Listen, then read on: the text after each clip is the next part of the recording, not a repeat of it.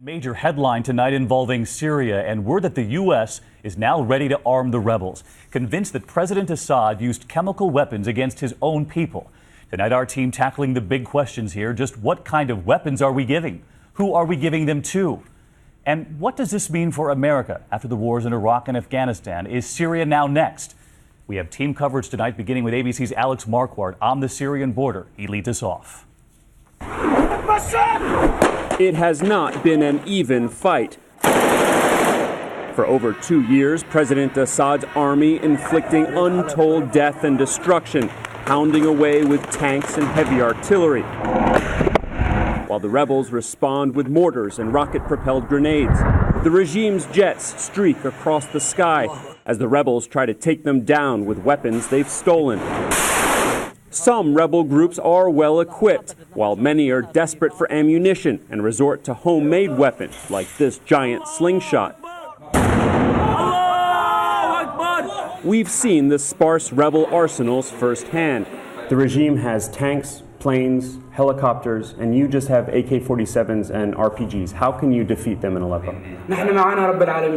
We have God Almighty, he said, who is fighting with us.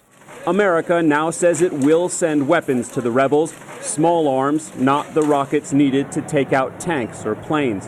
Tonight, we met a top rebel leader who says that's not enough. The weapons won't be good enough for us to win, he said. I'm afraid they'll just make the war go on longer. The Obama administration has been hesitant to offer bigger weapons, knowing how disorganized these rebel forces are and recognizing that some of the strongest elements among them have sworn allegiance to al-Qaeda, the fear being that some of these American weapons could easily fall into the wrong hands. David? One of the major concerns tonight, Alex Marquardt there on the Syrian border. And I want to bring in ABC's senior foreign affairs correspondent, Martha Raddatz, tonight. And Martha, we were all talking earlier about fears across this country that this could be a slippery slope, that this could be another war we're now headed into. Well, the White House has said emphatically no boots on the ground in Syria, but I do think many Americans worry about that slippery slope.